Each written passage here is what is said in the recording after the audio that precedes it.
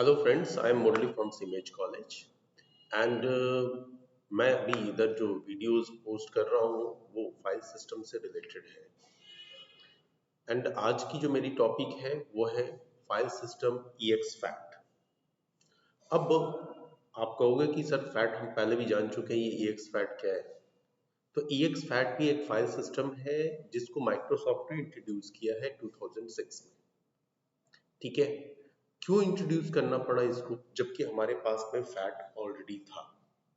तो अगर जो मैं डिस्कस कर चुका हूँ, मैं प्रीवियस स्लाइड पे जाऊँ तो आपको फैट में कुछ लिमिटेशन दिखाई देंगे। लाइक फैट 32 हम करेंटली यूज करते हैं मोस्ट ऑफ सिस्टम में, बहुत पहले डेवलप हुआ, 1996 में ही डेवलप हुआ। लेकिन इसकी कुछ लिमिटेशन है। लिमिटेशन क्या है कि ये महज 4 GB तक के फाइल सपोर्ट कर सकता है। साथ में कोई ड्राइव का साइज भी जो है वो महज 40 GB तक हो सकता है।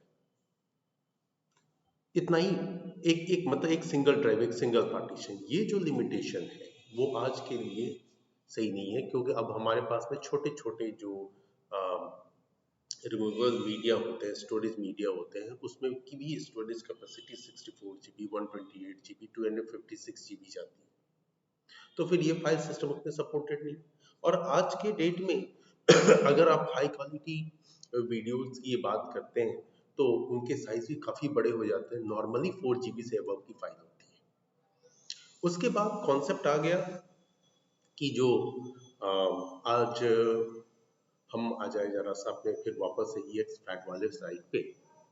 तो यहाँ पे कॉन्सेप्ट आया कि अब अ, हमारी जो रिमूवेबल मीडिया है, फॉर एग्जाम्पल पेन ड्राइव या कोई हार्ड ड्राइव जो है, वो अब हम डिफरेंट चीज़ों के साथ अटैच कर रहे हैं।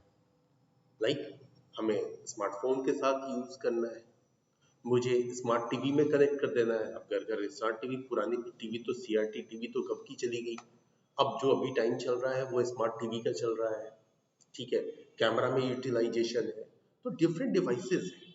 और साथ में एक मैटर खड़ा था कि डिफरेंट प्लेटफॉर्म पे भी सपोर्टेड हो। विंडोज में भी ये सपोर्ट कर जाए, मैक में भी ये सपोर्ट करे, लिनक्स में भी सपोर्ट करे, और साथ में फाइल साइज भी बड़ी सपोर्ट करे, ड्राइव साइज भी बड़ी सपोर्ट करे। इन सब चीजों को देखते हुए माइक्रोसॉफ्ट ने क्या किया, 2006 में जो है वो आपका EX फैट को इंट्रोड्यूस किया। अब EX फैट जो है, EX फैट क्या है? जस्ट एक यूं कहिए कि अपग्रेडेड वर्जन या लेटेस्ट वर्जन है फैट का। इसलिए हम इसे कहते हैं extended file allocation table. FAT का तो as it is full form है कि फाइल एलोकेशन टेबल, लेकिन इसके साथ में EX का अटैच होना एक्सटेंडेड। फाइन। अब अगर EX फैट को थोड़ा सा कंपेयर करें हम NTFS से, तो NTFS के कंपैरिजन में इसकी रीड राइट कैपेसिटी स्लो है। ठीक है, स्लो है, बट इसके साथ क्या फैसिलिटी है? ये पोर्टेबल है, ये आसानी से कहीं भी जगह, मतलब किसी में भी कनेक्ट हो सकता है, यूटिलाइज हो सकता है। इसलिए आप फ्लैश ड्राइव खरीदेंगे ना, तो आप फर्स्ट टाइम अगर न्यू फ्लैश ड्राइव को आप यूज कर रहे हैं, नहीं पेन ड्राइव वगैरह, तो देखिएगा उसमें EX फैट दिखाता है। ठीक है, मैं आपको दिखा भी दूंगा कैसे। ठीक है, अब स्टोरेज लिमिट की अगर हम बात करें तो स्टोरेज लिमिट इसमें बढ़ाकर ले जाई गई कि 256 TB तक का स्टोरेज लिमिट ये सपोर्ट करेगा। 256 TB अचानक से 40 GB से बढ़ा के 256 TB तक किया गया। ठीक है, हाँ। अब इसमें फाइल साइज का भी कोई लिमिटेशन नहीं है, आपकी जितनी बड़ी भी फाइल हो ये सपोर्ट करेगा। ठीक है, तो हमारा फैट जो कि डिफरेंट प्लेटफॉर्म पे रन कर सकता है, हाई स्टोरेज कैपेसिटी के साथ आ गया। अब इसमें कुछ चीजें और भी आती है। वो आती है क्या कि इसमें इंक्रिप्शन, आपका ऑटो इंक्रिप्शन नहीं हो सकता। इंक्रिप्शन फैसिलिटी डाली गई बट मैनुअल प्रोसेस के थ्रू। ठीक है, और इंक्रिप्शन क्या होता है? इंक्रिप्शन जो है वो सिक्योरिटी के लिए यूज होता है।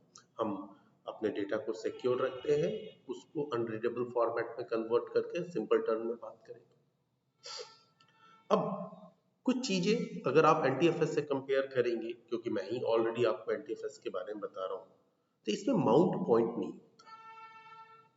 माउंट पॉइंट कहने का मतलब जो माउंट पॉइंट ही कहने का मतलब यूं होता है कि जैसे आपका पेन ड्राइव है वो, या फिर कोई ऐसा स्टोरेज मीडिया है, आप उसको एग्जिस्टिंग किसी ड्राइव में लिंक कर सके, आपके सिस्टम का जो एग्जिस्टिंग ड्राइव है उधर लिंक कर सके, उधर ही उसको शो कर सके एक फोल्डर के अंदर। तो ये होता है माउंट पॉइंट।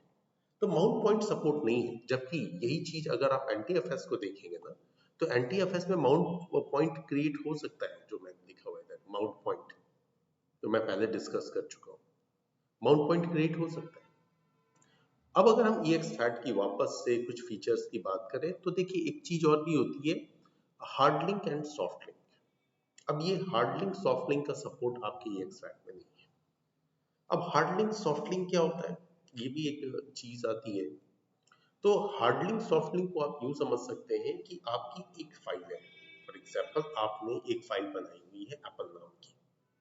अब एप्पल को आप डायरेक्टली एक्सेस नहीं करना चाहते, आप चाहते हैं इसका एक लिंक जनरेट करके दे दूं। जैसा आप कई बार आप करते हैं, शॉर्टकट क्रिएट करते हैं, शॉर्टकट में क्या होता है, एक लिंक फाइल क्रिएट होती है। तो इसी तरीके से एक हार्ड लिंक और सॉफ्ट लिंक होता है, ये दो तरह के आपके लिंक फाइल होते हैं जो आपके ओरिजिनल डेटा को सेफ रखते हैं। तो हार्ड लिंक और सॉफ्ट लिंक हम EXFAT में ये चीज नहीं कर सकते हैं। लेकिन अगर इसी चीज को आप NTFS में चेक करें तो उधर हम हार्ड लिंक सॉफ्ट लिंक कर सकते हैं, उधर हम कोटा इंप्लीमेंट कर सकते हैं। बट कोटा जैसी फैसिलिटी EXFAT में नहीं है, वो मैंने मेंशन भी नहीं किया, जैसे अभी मेरे दिमाग में है मैं बता रहा हूँ। कोटा जैसी फैसिलिटी EXFAT में नहीं है, ठीक है। लेकिन उसके बावजूद, क्योंकि इसको हमें मल्टीपल डिवाइस में कनेक्ट करके यूज करना है, डिफरेंट टाइप के प्लेटफॉर्म पे यूज करना है, बड़े साइज के फाइल को हैंडल करना है, तो EXFAT इज गुड। एक और डिमेरिट है, मैंने सोचा सबसे पहले डिमेरिट ही बात कर लूं तो ये गड़बड़ होगा, तो इसलिए एक और डिमेरिट है। आप अगर इस पॉइंट को गौर करें तो ये जो आपका पॉइंट है, दिस पॉइंट, इस पॉइंट में आप क्या देखेंगे, EXFAT is the lack of logging, which means data corruption is more likely to occur. अब इसमें क्या है, जैसे आपका NTFS है, NTFS लॉग्स जनरेट करता है, यू कहो कि एक ऐसा डेटाबेस क्रिएट करता है जिसकी हेल्प से अगर डेटा किसी वजह से करप्ट हो रही हो ना, तो उसको रिकवर किया जा सकता है, कुछ पॉसिबिलिटी दी गई है उसमें, उसको रिकवर कर सकते हैं। बट इसके केस में ऐसा नहीं है, डेटा करप्शन हो सकते हैं अगर इन केस पावर फेलियर होते हैं, अचानक से आप डिवाइस को किसी डिवाइस से रिमूव कर लेते हैं, तो वैसे कंडीशन में डेटा करप्ट होने के चांस है, ज़्यादा है। बट ओवरऑल थोड़ी कम फैसिलिटी के साथ भी EXFAT को हम यूटिलाइज सिर्फ इसीलिए करते हैं, ओवरऑल इसकी पॉपुलैरिटी के पीछे एक ही वजह है, वो है ये पॉइंट कि ये मल्टीपल प्लेटफॉर्म पे यूज हो सकता है। तो ये थी मेरी बात EXFAT के बारे में, जिसको कि माइक्रोसॉफ्ट ने इंट्रोड्यूस किया 2006 में। अब माइक्रोसॉफ्ट की ही एक और फाइल सिस्टम है, वो है REFS, रीसाइजिंग फाइल सिस्टम। इसको मैं अपने नेक्स्ट वीडियो में डिस्कस करूंगा। So please continue watch my videos, and मैं आपको हर अपने वीडियो में कुछ इंपॉर्टेंट इंफॉर्मेशन देता हूँ। अभी मेरी सारी वीडियो फाइल सिस्टम के ऊपर के चल रही है, डेटा स्टोरेज को लेकर चल रही है। तो अगर आपको मेरी वीडियोस अच्छी लग रही हो तो प्लीज़ इसे लाइक करें, अपने फ्रेंड्स के साथ शेयर करें। Thank you very much.